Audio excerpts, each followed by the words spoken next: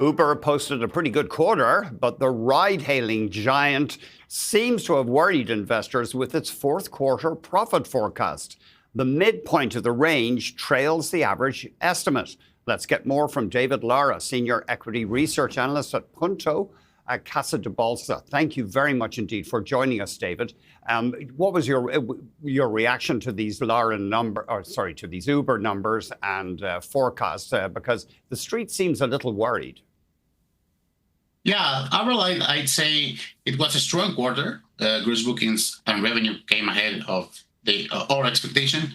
However, there's something with the margins that it's concerning the market. We can see it in the pre-market. So I think it's the main concern. The general and administrative expenses are already double, so almost double. So this made the market concern. Maybe we'll put up a 5-year chart for Uber, and I guess we should acknowledge this is a weak morning for tech stocks generally, so that may be accelerating the sell-off in the pre-market. What is your take broadly for Uber, though? Are you bullish on the name? Yeah, I'm still bullish. I guess the fundamentals remain solid. One of the main concerns was the delivery sector. In the recent quarterlies have been the value creator for the company. But with all the other stocks that we saw from consumer, I was concerned about what can expect from the results. But however, it stayed solid with a strong growth year over year. So I think the main part of the revenue of Uber remains solid. So I stay bullish on the company. Is that right that the G&A expenses were up 88% year over year? Sounds like a big rise. Yeah, mainly it's for higher compliance and legal reserve charges, but it impact the operating margin. And this brings that only grew year over year 5%. So that impact the margin severely.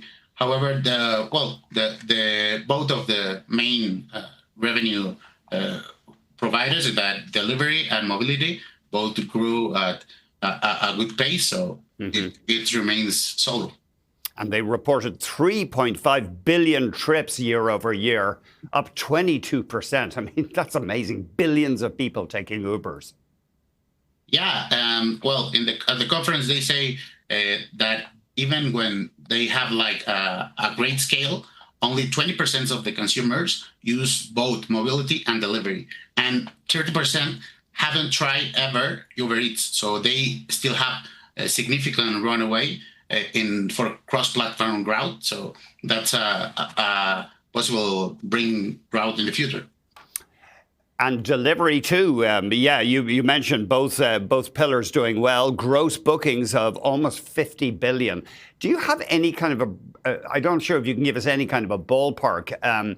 Is the vast bulk of delivery still restaurants, or are people buying groceries and other items?